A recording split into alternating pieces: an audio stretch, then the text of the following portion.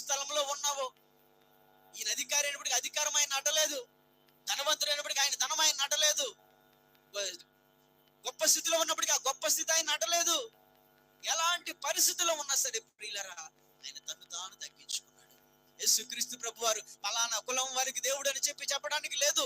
ఈయన income tax officer, ఉన్నతమైన స్థితి కలిగిన వ్యక్తి, ఉన్నతమైనటువంటి కుటుంబంలో పుట్టిన వ్యక్తి. అటువంటి వ్యక్తే ప్రియులరా ప్రభువు దగ్గరికి రావడానికి ఇష్టపడ్డాడు. యేసుక్రీస్తు ప్రభు అందరికీ ప్రభు అంట. ఎవరికి? నీకు నాకు మాత్రమే కాదు, మనందరికీ ప్రభు యేసుక్రీస్తు వారు.